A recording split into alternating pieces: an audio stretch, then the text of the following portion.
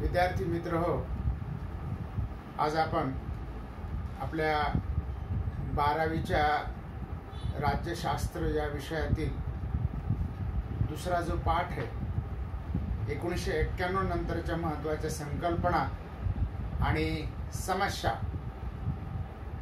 त्यामध्ये जागतिकीकरण ही जी संकल्पना आहे आणि ती समस्या कशा प्रकारची आहे आणि संकल्पना कशा प्रकारची आहे याबद्दलचा विचार या ठिकाणी आपण करणार आहोत। मागच्या पाठामध्ये आपण बघितलं की 1991 नंतरच्या राजकीय घडामोडीमध्ये जगामध्ये अनेक बदल झालेले आहेत। त्याचा अभ्यास आपण मागच्या भागामध्ये केला।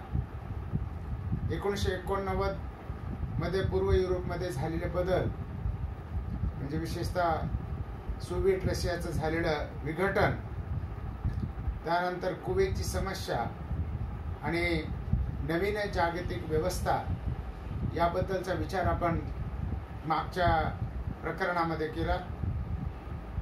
आणि पुढे सोव्हिएट रशियाच्या विघटनानंतर सोव्हिएट रशियानंतरचे युग किंवा शीत युद्धानंतरचा कालखंड असं या कालखंडाचं वर्णन केलं जातं। 1991 नंतरच्या राजकीय आणि सुरक्षाविषयक व्यवस्थेचं वर्णन करणारे हे सर्व शब्दप्रयोग होते। 1990च्या दशकाच्या सुरुवातीच्या काळात एक नवीन शब्दप्रयोग आला, तो म्हणजे जागतिकीकरण। तर याला इंग्रजीमध्ये ग्लोबलायझेशन असं म्हटलं जातं किंवा जागतिकीकरण। म्हणजे 1991 नंतर जगामध्ये आर्थिक विकासाच्या दृष्टिकोनातून, शांततेच्या दृष्टिकोनातून जगामध्ये घडामोडी घडू लागल्या। वस्तूंची आयात निर्यात करणं किंवा विचारांची देवाणघेवाण करणं, तंत्रज्ञानाची देवाणघेवाण करणं या विषयावर जगातील विचारवंत, राजकीय नेते आणि अनेक देशाचे राष्ट्रप्रमुख हे एकत्र येऊन त्यांनी या विषयाला सुरुवात केलेली आहे।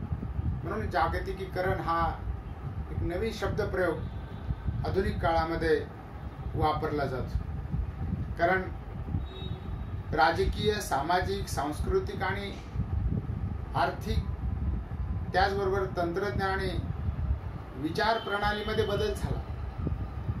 पूर्वीच्या काळी हुकुमशाही विचार प्रणाली होती, त्यानंतर साम्यवादी विचार प्रणाली आली। आज जगातील कोणताही देश स्वतंत्रपणे आपली प्रगती किंवा आपला विकास करू शकत नाही। त्यासाठी इतर देशावर सुद्धा त्याला अवलंबून राहावं लागतं। यासाठी त्या ठिकाणी नवीन तंत्रज्ञान याचा स्वीकार करणं गरजेचं आहे। दुसऱ्या देशामध्ये झालेली प्रगती, तो विचार त्या ठिकाणी दुसरे देश स्वीकारतात। म्हणून जागतिकीकरण म्हणजे काय किंवा ग्लोबलायझेशन म्हणजे काय ते आपण बघणार आहोत।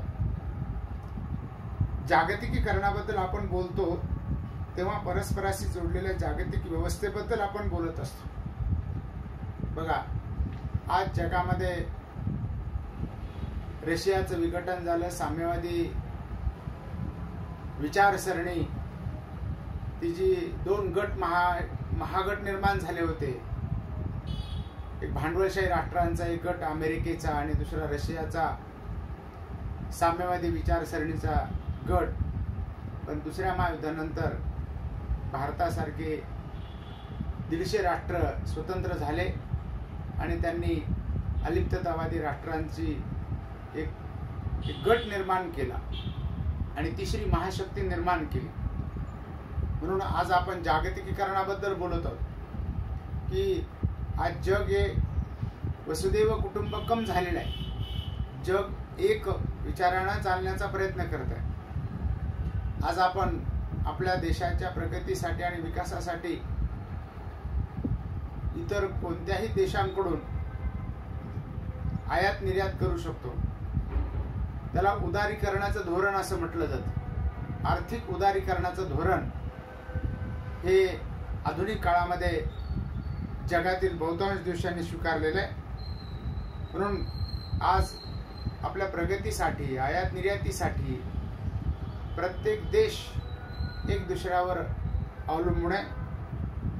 तंत्रज्ञानामध्ये प्रचंड प्रगती झाली, विकास झाला, टेक्नॉलॉजी वाढली. त्यामुळं त्या ठिकाणी या बदलाचा परिणाम दुसऱ्या देशावर होऊ लागला. परदेशातील महाविद्यालयामध्ये किंवा विद्यापीठामध्ये प्रवेश घेण्यासाठी ऑनलाईन प्रवेश आता घेता येतात. बघा, आज इंटरनेट सारखं माध्यम उपलब्ध झालेलं आहे, त्याला आंतरजाल असं आपण मराठीमध्ये म्हणतो. कर लो दुनिया मुठ्ठी में असं आपण म्हणतो ना. आज मोबाईल सारखी साधनं आलेली आहेत किंवा कॉम्प्युटर सारखी साधनं आलेली आहेत, इंटरनेट सारखी साधनं आलेली आहेत आणि या साधनांच्या माध्यमातून जगाशी आपल्याला संपर्क ठेवता येतो. विज्ञान आणि तंत्रज्ञानाच्या साह्यानं जगातलं तंत्रज्ञान आपल्याला अवगत करून घेता येतं किंवा आपल्या मित्रमैत्रिणींशी किंवा कुटुंबियांशी जगाच्या कोणत्याही भागावर मधून व्हॉट्सअप किंवा मोबाईलद्वारे आपल्याला संवाद साधता येतो. आपण सुद्धा आता या कोरोनाच्या पार्श्वभूमीवर एकमेकांशी व्हॉट्सअपद्वारे किंवा मोबाईलशी संवाद साधतो आहोत.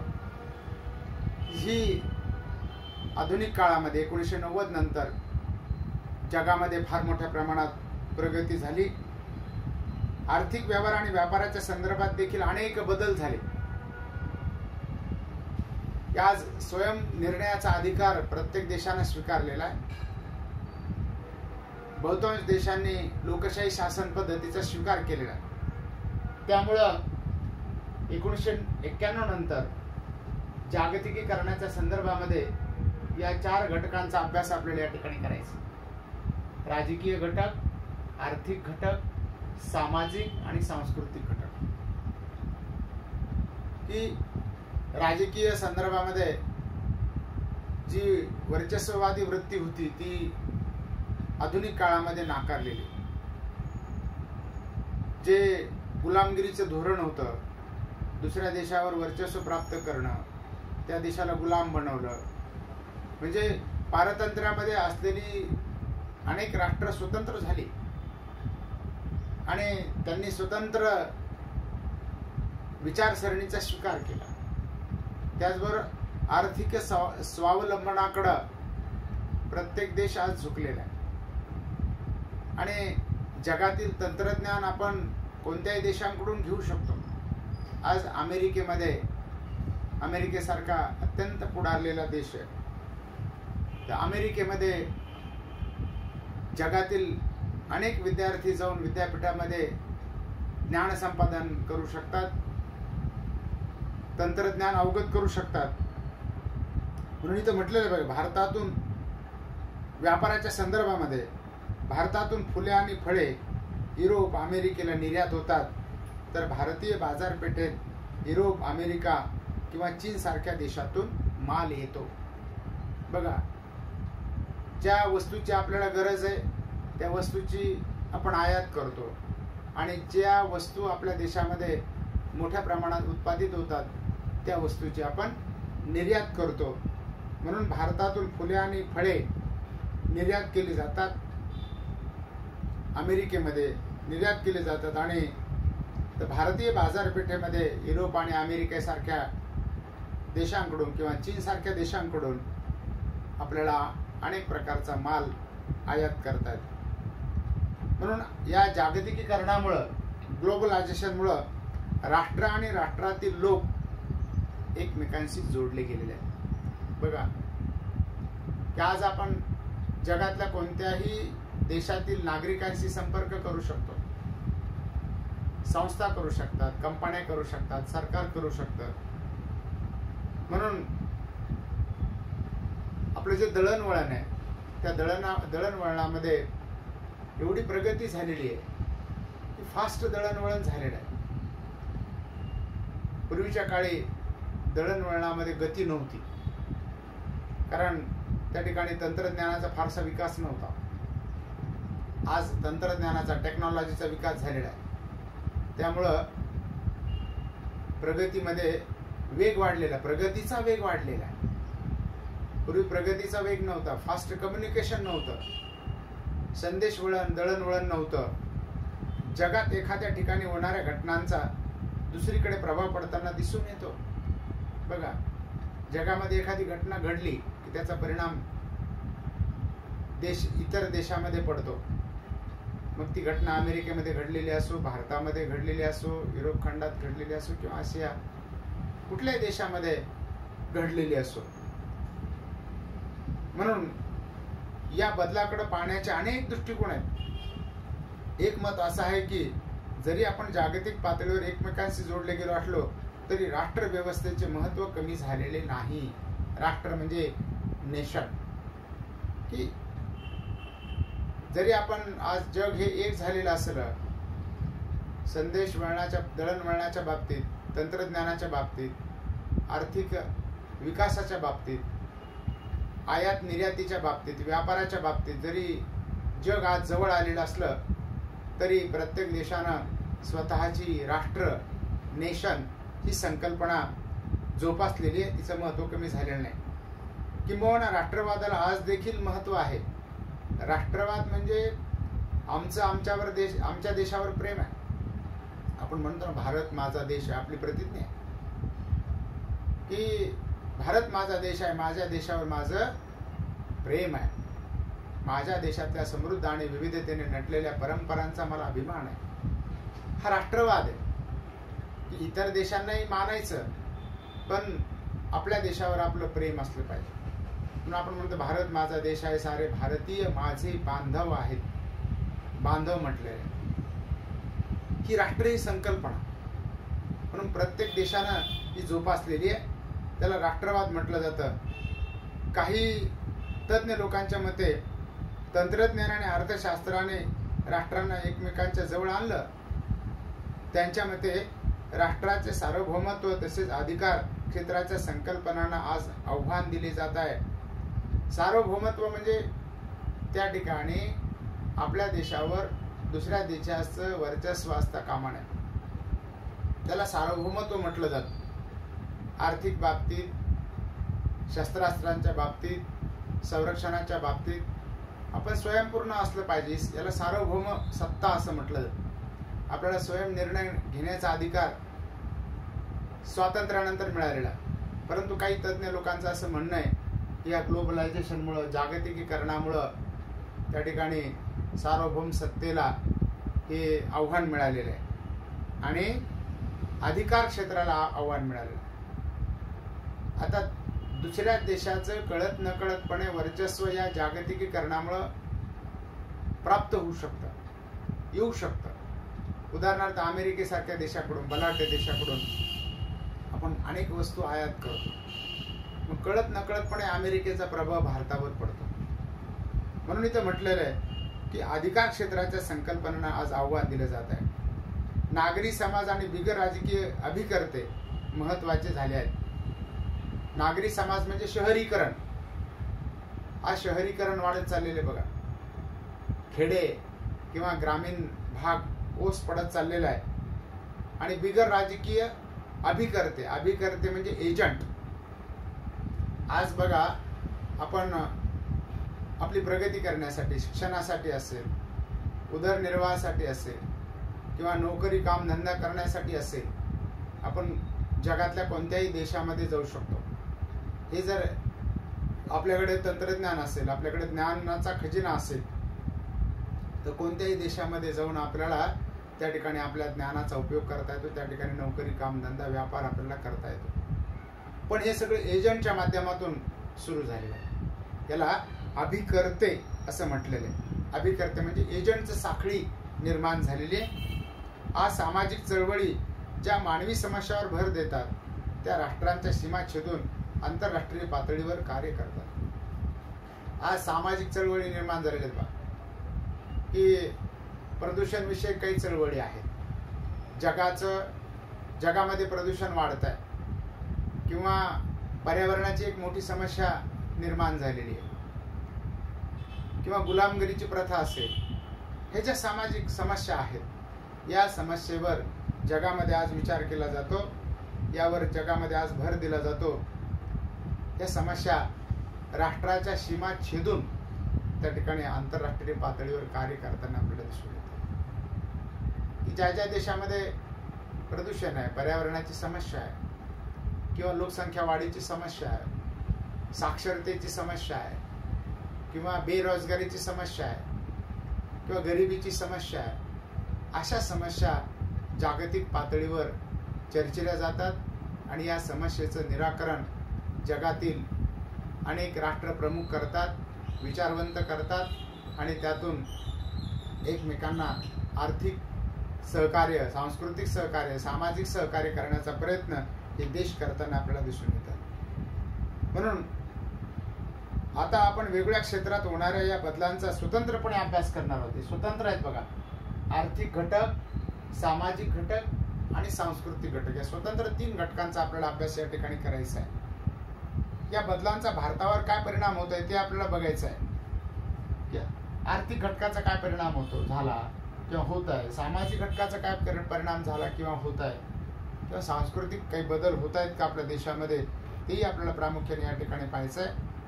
म्हणून आपण जरी या प्रत्येक घटकाचा स्वतंत्रपणे अभ्यास करत असलो तरी हे सगळे घटक एकमेकांशी संबंधित आहेत. म्हणून प्रामुख्यानं आपण अभ्यासाच्या सोयीसाठी हे घटक पाडलेले, आर्थिक घटक, सामाजिक घटक, सांस्कृतिक घटक, पण यांची एकमेकांमध्ये सरमिसळ झालेली आहे. यांचे परस्पर संबंध आहेत, एकमेकांशी जोडलेले आहेत, हे इथं लक्षात घेणं गरजेचं आहे. तर प्रत्येकाचा क्रमाक्रमानं आपण अभ्यास करणार आहोत. त्यामध्ये आर्थिक घटकाचा प्रामुख्याने सुरुवातीला आपण अभ्यास करणार आहोत की 1991 नंतर की आर्थिक घटक जागतिकीकरणामध्ये कशी महत्वाची भूमिका बजावतात. आर्थिक क्षेत्रामध्ये काही महत्वाचे बदल झालेले आहेत, ते म्हणजे भांडवली गुंतवणुकीचा मुक्त संचार जगामध्ये झाला. भांडवल कंपन्यांना आपली प्रगती करण्यासाठी किंवा कंपन्या उभा करण्यासाठी, स्थापन करण्यासाठी, उत्पादन करण्यासाठी भांडवलाची गरज असते. मग आज जगामधल्या ज्या काही कंपन्या आहेत त्या कोणत्याही देशामध्ये आपलं भांडवल गुंतवू शकतात, आपल्या वस्तूचं उत्पादन करू शकतात. त्याला मुक्त संचार म्हटलेलं आहे. पूर्वी ही बंधनं होती. मग आधुनिक काळामध्ये भारतानं सुद्धा मुक्त अर्थव्यवस्था स्वीकारलेली, मुक्त आर्थिक धोरण हे स्वीकारलेलं आहे. म्हणून भांडवली गुंतवणुकीचा मुक्त संचार झालेला आहे. जगातील ज्या प्रथितयश कंपन्या आहेत त्या जगामधल्या कोणत्याही देशामध्ये आपलं भांडवलाची गुंतवणूक करू शकतात. म्हणून गुंतवणूक हा अर्थव्यवस्थेतील एक महत्वाचा घटक आहे. ज्या कंपन्या आहेत त्या तंत्रज्ञानाच्या क्षेत्रामध्ये, आर्थिक क्षेत्रामध्ये किंवा कृषी दळणवळणाच्या क्षेत्रामध्ये, संरक्षणाच्या क्षेत्रामध्ये वस्तूचं उत्पादन करण्यासाठी कुठेही ज्या ठिकाणी सोयी सवलती आहेत त्या देशामध्ये त्या स्थापन करण्याला प्राधान्य जगातील देशांनी दिलं. उद्योगधंद्यांना भांडवलाची गरज असते. उद्योगधंद्याशिवाय तर प्रगती होऊ शकत नाही. प्रमुख त्यांचा घटक आहे भूमी, भांडवल, संयोजन हे महत्वाचं आहे. त्यातलं भांडवल महत्वाचं आहे. पैसा गुंतवणूक करणं महत्वाचं आहे.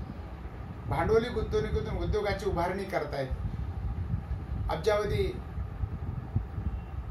पैसा खर्च करावा लागतो किंवा गुंतवणूक करावी लागते. मग अनेक देशांनी या चांगल्या चांगल्या कंपन्या आपल्या देशामध्ये स्थापन करण्यासाठी, होण्यासाठी अनेक कंपन्यांना सोयी सवलती दिलेल्या असतात किंवा देतात. म्हणजे भांडवल गुंतवणूक झाल्याशिवाय ती कंपनी उभा राहू शकत नाही. म्हणून उद्योगधंद्यामध्ये भांडवली गुंतवणूक ही केवळ सरकारी पातळीवरच नव्हे तर खाजगी क्षेत्रातून देखील आता होत असताना आपल्याला दिसून येते. पूर्वी काही सरकारी मालकीच्या कंपन्या होत्या, आजही आहेत. आपल्या देशामध्ये 2 प्रकारच्या कंपन्या आहेत, सरकारी मालकीच्या कंपन्या आणि खाजगी क्षेत्रामध्ये असलेल्या कंपन्या. टाटा किंवा रिलायन्स सारख्या खाजगी कंपन्या भारतातच नव्हे तर अमेरिका, युरोप, आफ्रिका इत्यादी राष्ट्रात देखील गुंतवणूक करतात. बघा, सरकारी मालकीच्या काही कंपन्या आहेत आपल्याकडं, पण आता खाजगी क्षेत्रामध्ये मोठ्या कंपन्या आहेत भारतातल्या. टाटा मोटर्स आपण म्हणतो, टाटा कार्स म्हणतो, रिलायन्स उद्योग म्हणतो आपण. या रिलायन्स या कंपन्या आहेत, ही जी कंपनी आहे ही जगातील अनेक देशामध्ये त्यांनी त्यांच्या कंपन्या उघडलेल्या आहेत आणि अनेक वस्तूच्या उत्पादनामध्ये त्यांनी उत्पादन करायला सुरुवात केलेली आहे. म्हणून इथे म्हटलं नुसतं भारतातच नाही तर अमेरिका, युरोप, आफ्रिका इत्यादी राष्ट्रामध्ये सुद्धा त्यांनी गुंतवणूक करायला सुरुवात केलेली आहे. आपल्याकडं ONGC सारखी सरकारी कंपनी देखील परदेशात गुंतवणूक करताना दिसते. ONGC, oil and natural gas corporation, म्हणजे तेल आणि नैसर्गिक वायू ही जी मुख्य कंपनी आहे ही परदेशामध्ये सुद्धा गुंतवणूक करताना आपल्याला दिसून येते. तसेच अनेक परदेशी कंपन्या भारतात गुंतवणूक करत आहेत. ही गुंतवणूक पायाभूत सुविधा आणि ग्राहकोपयोगी अशा दोन्ही क्षेत्रात होताना दिसून येते. म्हणजे मूलभूत क्षेत्र, पायाभूत क्षेत्र म्हणजे मूलभूत क्षेत्र, वीज, पाणी, आरोग्य, रस्ते हे पायाभूत क्षेत्र आहेत. शिक्षण हे पायाभूत क्षेत्र आहेत. यामध्ये सुद्धा अनेक कंपन्या गुंतवणूक करताना आपल्याला दिसून येतात. आणि ग्राहकांना उपयोगी असणाऱ्या वस्तू म्हणजे जीवनावश्यक वस्तू, चैनीच्या वस्तू, सुखसोयीच्या वस्तू अशा वस्तूंमध्ये या कंपन्या गुंतवणूक करताना आपल्याला दिसून येतात. परदेशी कंपन्यांनी भारतामध्ये विमानतळ, आण्विक प्रकल्प इत्यादीमध्ये गुंतवणूक केलेली आहे. अणुऊर्जा प्रकल्प, आण्विक प्रकल्प म्हणजे अणुऊर्जा प्रकल्प आपल्याला पुढे पाहायचं ते. भारतातील महाराष्ट्रामध्ये जैतापूरला म्हणजे रत्नागिरी जिल्ह्यामध्ये अणुऊर्जा प्रकल्प हा परदेशी कंपनीच्या सहकार्यानं भारत सरकारनं उभारलेला आहे. याला आता पुढे विरोध झालेला नंतर, पण अणुऊर्जेशिवाय आपल्याला आपली प्रगती करता येत नाही हे अनेक देशांनी, पुढारलेल्या देशांनी हेरलं आणि त्या ठिकाणी अनेक कंपन्या सुद्धा भारतामध्ये येऊ लागलेल्या आहेत, येत आहेत, आलेल्या आहेत. विमानतळासारखे प्रकल्प त्यांनी उभा केले. त्याचबरोबर McDonald, burger king, Pizza Hut यासारख्या कंपन्या ग्राहकोपयोगी क्षेत्रात गुंतवणूक करत आहेत. बघा, मॅकडोनाल्ड कंपनी, बर्गर, पिझ्झा हे खाद्य पदार्थ बनवणाऱ्या काही कंपन्या त्याच्यामध्ये, ह्या कंपन्या सुद्धा परदेशी कंपन्या त्या भारतामध्ये आज गुंतवणूक करू लागलेल्या. पूर्वी हे शक्य नव्हतं. म्हणून 1990च्या दशकापूर्वी अशा तऱ्हेची गुंतवणूक क्वचित होत होती, अशी गुंतवणूक होत नव्हती. कारण त्या काळी सरकारी नियमांचे अडथळे होते, बंधन होते. आता सरकारी नियम अनेक करार करून अनेक देशांनी शिथिल केलेले आहेत आणि परदेशी कंपन्यांना सुद्धा आपल्या देशामध्ये येण्यासाठी प्रोत्साहन दिलेलं आहे. म्हणून ते अडथळे आता दूर झालेले आहेत. हा बदल म्हणजे भांडवली गुंतवणुकीचा मुक्त संचार आहे. भांडवली गुंतवणूक परदेशातून भारतात आणि भारतातून परदेशात आणि परदेशातून भारतात अशी दोन्ही बाजूने होते. म्हणजे भारतातल्या अनेक कंपन्या परदेशामध्ये गुंतवणूक करतात आणि परदेशातल्या अनेक कंपन्या भारतामध्ये आता विविध क्षेत्रामध्ये गुंतवणूक करू लागलेल्या आहे. त्यामुळं त्या ठिकाणी भांडवली गुंतवणुकीच्या क्षेत्रामध्ये अनेक कंपन्यांनी आज जगामध्ये संचार करायला सुरुवात केली. जगामध्ये ज्या ज्या ठिकाणी त्यांना योग्य वाटेल अशा ठिकाणी त्यांनी कंपनी स्थापन करून त्या वस्तूचं उत्पादन करायला त्यांनी सुरुवात केली. भारत हे विकसनशील राष्ट्र आहे. साधारणपणे जगातील राष्ट्रांची 3 भागामध्ये विभागणी केली जाते. विकसित राष्ट्रे, दुसरे विकसनशील राष्ट्रे आणि तिसरे अविकसित राष्ट्रे. अमेरिकेसारखे राष्ट्रे ही विकसित राष्ट्र आहेत, पुढारलेले राष्ट्र आहेत. तर भारताच्या सारख्या राष्ट्रांचा समावेश विकसनशील राष्ट्रामध्ये केला जातो. म्हणजे अविकसित नाही, आफ्रिका खंडातील काही राष्ट्र ही अविकसित आहेत, मागासलेले आहेत, आर्थिकदृष्ट्या, शैक्षणिकदृष्ट्या, सामाजिकदृष्ट्या ही मागासलेली आहेत. म्हणून अशा राष्ट्रांचा समावेश अविकसित राष्ट्रामध्ये केला जातो. भारताला विकास साधण्यासाठी उद्योग क्षेत्रामध्ये वित्तीय गुंतवणुकीची गरज आहे. बघा, आपल्याला प्रगती करायची असेल, विकास करायचा असेल तर उद्योग क्षेत्रामध्ये आपली गुंतवणूक झाली पाहिजे. भारताच्या देशांतर्गत पातळीवर गुंतवणुकीला आर्थिक मर्यादा आहेत, पण आपल्या देशामध्ये भांडवलाची थोडी कमतरता आहे. म्हणूनच परदेशी गुंतवणुकीची गरज आहे. परंतु अशी गुंतवणूक पायाभूत सेवा सुविधामध्ये झाली तरच विकासाला मदत होईल. बेसिक विकास झाला पाहिजे, मूळ विकास झाला पाहिजे. रस्ते, आरोग्य, शिक्षण, पाणी, वीज हे बेसिक पायाभूत क्षेत्र आहेत. म्हणून त्या ठिकाणी अशा क्षेत्रामध्ये जर गुंतवणूक झाली किंवा शेतीच्या क्षेत्रामध्ये, शेती हे बेसिक क्षेत्र आहे, मूलभूत क्षेत्र आहे. कारण आपला देश हा कृषीप्रधान देश मानला जातो. देशातील 80% लोक शेती करतात. शेती हा प्रमुख उद्योग आपल्या देशामधला आहे. म्हणून अशा क्षेत्रामध्ये सुद्धा गुंतवणूक झाली पाहिजे. परंतु अशी गुंतवणूक पायाभूत सेवा सुविधामध्ये झाली तरच विकासाला मदत होईल. हे क्षेत्र ग्राहकोपयोगी क्षेत्रापेक्षा महत्त्वाचे आहे. कारण खरा विकास साधण्यासाठी रस्ते, रेल्वे, जलमार्ग, हवाई मार्ग या संपर्क साधनांचा विकास होणे गरजेचे आहे. रस्त्यांचा विकास झाला पाहिजे, कारण दळणवळणासाठी, वाहतुकीसाठी, संपर्क माध्यमासाठी रेल्वे, जलमार्ग, हवाई मार्ग हे याचा सुद्धा विकास झाला पाहिजे. म्हणूनच या क्षेत्रातील गुंतवणूक अधिक महत्त्वाची आहे. पायाभूत सुविधा याला म्हटलं जातं. आणि त्यानंतर आपला दुसरा भाग पाहायचा तो म्हणजे व्यापार संकल्पनेत झालेले बदल. 1990च्या दशकानंतर व्यापार या संकल्पनेच्या दृष्टिकोनामध्ये अनेक बदल झाले. पूर्वी व्यापारावर मर्यादा होत्या, काही बंधनं होते. आता खुलं आर्थिक धोरण स्वीकारल्यामुळं व्यापारावर सुद्धा त्याची बंधनं थोडी खुली झाली आहेत. त्यातले आपल्याला साधारणपणे 3 मुद्दे आपल्याला अभ्यासायचे आहेत. म्हणजे काही करार झाले, आंतरराष्ट्रीय करार झाले व्यापारविषयक, आयात निर्यातीविषयक अनेक देशांचे. त्याचबरोबर व्यापार हा वस्तूंचा केला जातो आणि आज व्यापार हा त्या ठिकाणी कार्गो, कंटेनर कार्गोद्वारे केला जातो. म्हणजे जलवाहतुकी सोपी आहे. अनेक प्रकारचे कंटेनर, मोठमोठाले कंटेनर टाकून त्या वस्तू त्या देशाला पाठवल्या जातात. 1948 पासून आंतरराष्ट्रीय व्यापाराबाबतचे नियम हे गॅटच्या अंतर्गत आखले जात होते. 1948 पासून तर गॅट नावाचा करार झाला पहा, आंतरराष्ट्रीय करार. General agreement tariffs and trade त्याला म्हटलं जातं. General agreement tariff and trade हा झाला.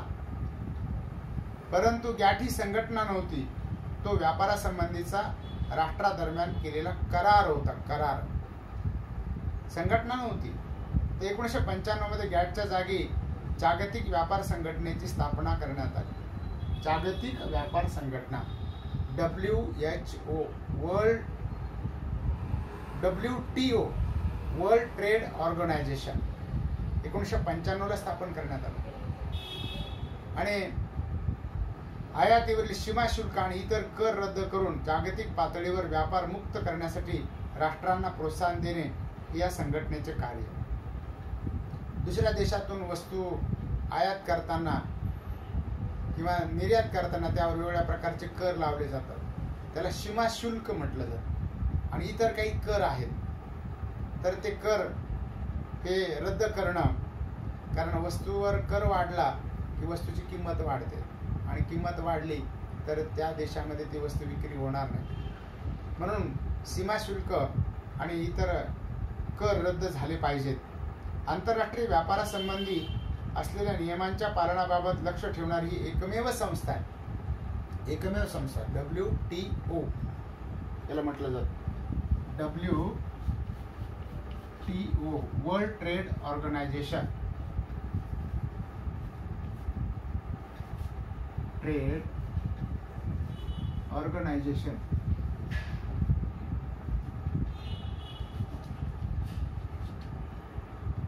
जागतिक व्यापार संघटना ही प्रमुख संघटना,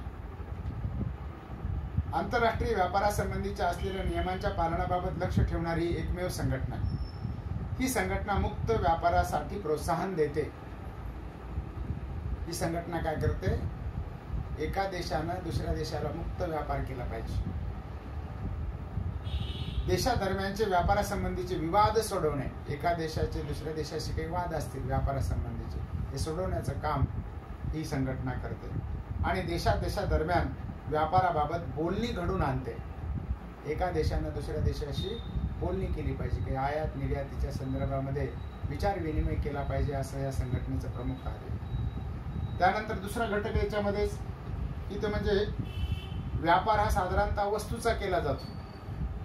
लोखंड, कोळसा, खनिज तेल यासारख्या वस्तूंचा असू शकतो, किंवा फळे, फुले, बियाणे यासारख्या नाशवंत वस्तूचा सुद्धा असू शकतो. 1990च्या दशकात व्यापार या संकल्पनेला अधिक व्यापक स्वरूप दिले गेले. 90 नंतर व्यापारामध्ये सुद्धा बदल झाले. त्यात सेवा क्षेत्राची भर घालण्यात आली, की सेवेच्या क्षेत्रामध्ये सुद्धा व्यापार करता येतो. म्हणजेच आता बँक आणि विमा हे क्षेत्र सुद्धा, यासारख्या सेवा सुद्धा एक व्यापाराचा भाग बनलेला आहे. आज बँका जगातील कोणत्याही देशामध्ये सेवा देतात, किंवा विमा कंपन्या सुद्धा जगातील कोणत्याही देशामध्ये सेवा देतात नागरिकांना. म्हणून सेवा क्षेत्र सुद्धा एक व्यापाराच्या अंतर्गत आलेला आहे. आज आपण त्याही पुढे जाऊन बौद्धिक संपदेच्या व्यापाराबाबत बोलतो. बघा, एखाद्याने ज्ञान संपादन केलेलं आहे, त्याला बौद्धिक संपदा असं म्हटलेलं आहे. मग त्या बौद्धिक संपदेवर सुद्धा त्याचा काही हक्क आहे, तर त्या संदर्भामध्ये काही व्यापार केले जातात. उदाहरणार्थ कॉपीराईट, ट्रेडमार्क, पेटंट यासारख्या गोष्टींचा समावेश होतो.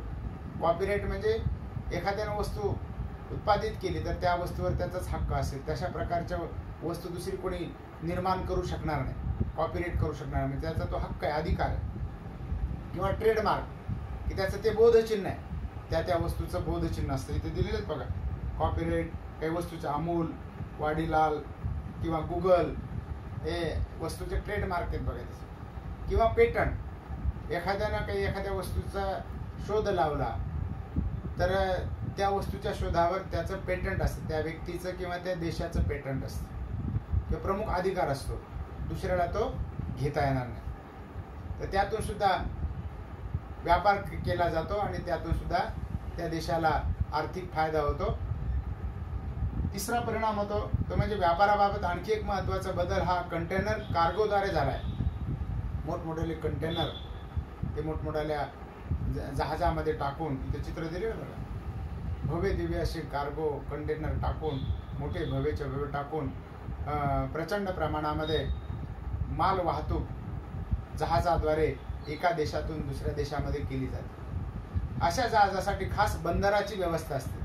मोठे जे जहाज असतात त्यासाठी खास समुद्रकिनारी बंदर उभारले जातात. कंटेनर कार्गोच्या क्रांतीनं आंतरराष्ट्रीय व्यापाराकडे बघण्याचा दृष्टिकोन बदलला आहे. पूर्वीच्या काळी मानवी बळाचा वापर करून त्या ठिकाणी वस्तूची आयात निर्यात केली जायची. आता यंत्राच्या साहाय्यानं त्या ठिकाणी मोठमोठे कंटेनर भरले जातात आणि वस्तू त्याच्यामध्ये त्या जहाजावर लादल्या जातात आणि त्या ठिकाणी ते कंटेनर पाठवले जातात. त्यानंतर तिसरा घटक आपल्याला अभ्यासायचा आज तो म्हणजे ट्रान्सनॅशनल कंपन्यांचा उदय झाला. की आज जगामध्ये अशा काही कंपन्या निर्माण झालेल्या आहेत की त्यांनी खाजगी क्षेत्रामध्ये आणि सरकारी क्षेत्रामध्ये सुद्धा गुंतवणूक करायला सुरुवात केली. 1990च्या दशकापर्यंत आर्थिक क्षेत्रावर सरकारी नियंत्रण होतं, सरकारचं नियंत्रण होतं. खाजगी उद्योगांना मर्यादित संधी उपलब्ध होती. जागतिकीकरणाच्या युगात यात बदल झालेला दिसून येतो. खाजगी उद्योगामध्ये वाढ झालेली दिसून येते. त्याचबरोबर ज्या खाजगी कंपन्या देशांतर्गत कार्य करत होत्या त्या आता परदेशी व्यापार करू लागल्या. खाजगी कंपन्या सुद्धा आता परदेशामध्ये व्यापार करू लागलेल्या आहेत. पूर्वी हे शक्य नव्हतं, कारण सरकारची बंधनं असायची. त्यांचे रूपांतर बहुराष्ट्रीय कंपन्यांमध्ये झालेले आहे. त्याला ट्रान्सनॅशनल कंपनी म्हणजे बहुराष्ट्रीय कंपनी म्हटलं जातं. म्हणजे एका कंपनीचं कार्यक्षेत्र हे अनेक कंपन्यांमध्ये आहे. केवळ एका देशापुरतच ती कंपनी मर्यादित नाही. त्याला मल्टीनॅशनल कंपनी असे म्हटलं जातं. आज आपण ट्रान्सनॅशनल कंपन्यांचा उदय झालेला देखील पाहत आहोत. हा बदल मुख्यतः खाजगी क्षेत्रात झाला. या सर्वांचा सर्वसामान्य माणसावर काय परिणाम झालाय, तर या बहुराष्ट्रीय कंपन्यामुळं आज आपण चंगळवाद वाढत चाललेला आहे. अनेक वस्तूंच्या खरेदीवर त्याचा परिणाम झालेला आहे. ते बहुराष्ट्रीय कंपन्यांचं उदाहरण दिलं बघा, की बहुराष्ट्रीय कंपनी म्हणजे काय, की अशी कंपनी असते जिचे एका राष्ट्रात मुख्यालय असते, परंतु ती अनेक देशात कार्य करत असते. काही भारतीय बहुराष्ट्रीय कंपन्या, उदाहरणार्थ बजाज, डाबर, ONGC, आदित्य बिर्ला, अमूल, गोदरेज, विप्रो या भारतामध्ये मुख्य कार्यालय यांचं आणि इतर अनेक देशामध्ये त्यांनी कंपन्या उघडून त्या वस्तूचं उत्पादन करायला सुरुवात केली. आता ट्रान्सनॅशनल कंपन्या काय आहेत, तर हा बहुराष्ट्रीय कंपन्यांचाच एक भाग आहे. या कंपन्या कोणत्याही राष्ट्राला बांधील नसतात. त्यांचं एकाच राष्ट्रात मूळ स्थान नसतं. तर काही ट्रान्सनॅशनल कंपन्या Nestle, Bayer, Unilever, Siemens, General Electric या प्रकारच्या आहेत. तर म्हणजे त्या देशामध्ये त्या बांधील नाहीत. त्यांनी वस्तूचं उत्पादन करायचं, विक्रीसाठी त्यांना कुठेही मुभा दिली आहे. सेवा क्षेत्रामध्ये बघा, हे 3 पारंपरिक आर्थिक क्षेत्रापैकी तिसरं क्षेत्र आहे. म्हणजे एक आर्थिक क्षेत्र, दुसरं व्यापार क्षेत्र आणि तिसरं सेवा क्षेत्र. हे 3 पारंपरिक आर्थिक क्षेत्रापैकी तिसरं. पहिल्या क्षेत्रात शेती, खाणकाम, मासेमारी इत्यादींचा समावेश होतो. तर दुसरे क्षेत्र हे उत्पादनाचं क्षेत्र आणि सेवा क्षेत्रामध्ये खानपान, हाऊसकीपिंग, सुरक्षा इत्यादी क्षेत्रांचा समावेश होताना आपल्याला दिसून येतो. तर कुशल आणि अर्धकुशल कामगारांच्या आज एका राष्ट्रातून दुसऱ्या राष्ट्रात स्थलांतर होताना दिसून येते. की अनेक देशांना कुशल कामगारांची गरज असते, अर्धकुशल कामगारांची गरज असते, की शिकलेले, हुशार, अनुभवी, ज्ञानी लोक यांची गरज असते. अशा ज्ञानी लोकांना सुद्धा जगामध्ये कुठे जाता येतं. त्याचा परिणाम श्रमिक बाजारावर होतो. बरेच कुशल आणि अर्धकुशल कामगार आज पश्चिम आशिया, अमेरिका, युरोप इत्यादी ठिकाणी काम करत आहेत. बघा, भारतातून सुद्धा परदेशामध्ये जाऊन त्या ठिकाणी कुशल कामगार म्हणून काम करताना आपल्याला दिसून येतं. खाजगी क्षेत्राच्या वाढीमुळे सेवा क्षेत्रात रोजगाराच्या संधी वाढलेल्या आहेत. खाजगी क्षेत्र वाढलं आणि कंपन्या वाढल्या, त्यामुळं सर्व्हिस सेक्टर किंवा सेवा क्षेत्र वाढलेलं आहे. उदाहरणार्थ खानपान, माल वितरण, प्रवासी वाहतूक ही वाढलेली. दुसरा परिणाम झाला, लहान उद्योग आणि दुकानावर त्याचा परिणाम झालेला आपल्याला दिसून येतो. लहान उद्योगांना बड्या कंपन्यांशी स्पर्धा करावी लागते. जे उद्योग किंवा दुकाने कार्यक्षम पद्धतीने चालवली जातात ती त्या स्पर्धेत टिकून राहतात. आज आपण बघतो शहरामध्ये मोठमोठी दुकानं आहेत, मॉल्स आहेत. मॉल्समध्ये काय होतं की आपण अनेक वस्तू खरेदी करायला जातो आणि ज्या वस्तूची आपल्याला गरज नसते ते वस्तू आपण खरेदी करतो, कारण आपण हाताने ती वस्तू निवडायची असते. किंवा फोनवर आज वस्तू खरेदी केली जाते, किंवा एखाद्या वस्तूची ऑर्डर जगातल्या कोणत्याही देशातून आपल्याला करता येते, वैयक्तिक करता येते. ॲमेझॉन सारख्या काही सेवा पुरवणाऱ्या कंपन्या आपल्याकडे निर्माण झालेल्या आहेत. म्हणून मॉल संस्कृती आलेली आहे, मोठमोठे किराणा दुकानदार संस्कृती आलेली आहे. त्यामुळे छोटे दुकानदार, भाजी आणि फळ विक्रेते हे देखील आज ग्राहक मिळवत आहेत. आज फळांची विक्री निर्यात होते किंवा भाज्यांची सुद्धा निर्यात आपल्याला करता येते. त्याचं कारण ते आपल्या ग्राहकाला आवश्यक सेवा देतात. सर्व्हिस, ग्राहकाच्या घरापर्यंत आज वस्तू पाठवल्या जातात, पुरवल्या जातात. काही परदेशातून सुद्धा आपल्याला वस्तू खरेदी करता येतात. वस्तू हातात पडल्यानंतर आपल्याला पैसे देता येतात. तिसरा परिणाम झाला शेतीच्या संदर्भात बघायला मिळतो. आज शेतकरी आपला माल मोठ्या कंपन्यांना मध्यस्थीशिवाय थेट विकू शकतात. पूर्वी मध्यस्थीचे दलाल म्हटलं जायचं, मग दलालाला कमिशन दिलं जायचं, त्या मध्यस्थीला कमिशन दिलं जायचं. आज मध्यस्थांची साखळी आज ही कमी झालेली आहे. आज समजा आपल्याला दुकानावर जाऊन एखादी वस्तू खरेदी करायची, टीव्ही खरेदी करायचा आहे, दुकानावर त्या वस्तूची किंमत जास्त असू शकते, कारण मुख्य व्यापारी, त्यानंतर वितरक, त्यानंतर छोटा व्यापारी, त्यानंतर किरकोळ दुकानदार, इथपर्यंत अशी ती साखळी असते. आज आपण थेट कंपनीकडून ती वस्तू जर थेट आयात केली, खरेदी केली, तर आपल्याला ती अनेक स्वस्त किमतीमध्ये पडू शकते. म्हणून बहुराष्ट्रीय कंपन्यांनी नवीन तंत्रज्ञान आणलंय, थेट ग्राहकापर्यंत सेवा देणं. तसेच भारतीय मालाला नव्या बाजारपेठा खुल्या केल्या आहेत. उदाहरणार्थ भारत समुद्री उत्पादने, मांस, तांदूळ, मसाले, ताजी फळे आणि भाज्या, साखर, कॉफी, भुईमूग, काजू इत्यादी गोष्टीची निर्यात करतोय.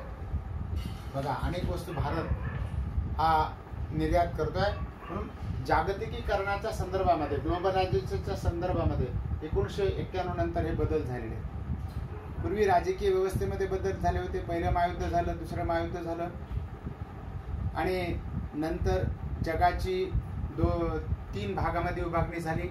एक भांडवलशाही राष्ट्रांचा गट, दुसरा साम्यवादी राष्ट्रांचा गट आणि नंतर 1945 नंतर भारतासारखे जे देश स्वतंत्र होऊ लागलेले होते, या स्वतंत्र झालेल्या राष्ट्रांनी त्या ठिकाणी अलिप्ततावादी राष्ट्रांची विचारसरणी स्वीकारली आणि 1990 नंतर त्या ठिकाणी वर्चस्ववादी वृत्ती त्या ठिकाणी कमी झाली आणि कारण रशियासारखा जो प्रबळ देश होता त्याचं विघटन झालं आणि एकध्रुवीकरण निर्माण झालं. जे देश आज पुढारलेले आहेत त्यांचं वर्चस्व कळत नकळतपणे आज जगावर पडू लागलेलं आहे. म्हणून जागतिकीकरण ही एक समस्या आहे आणि संकल्पना आहे. तर त्या जागतिकीकरणातून आर्थिक घटकाचा आज आपण अभ्यास केला. त्यानंतरचा जो घटक आहे तो आपण नंतरच्या तासाला अभ्यासणार आहोत. तो घटक म्हणजे राजकीय क्षेत्र हा घटक आपण अभ्यासणार आहोत. त्याचबरोबर सामाजिक आणि सांस्कृतिक घटक हे आपण अभ्यासणार आहोत. तूर्त या ठिकाणी आपण थांबूया. धन्यवाद.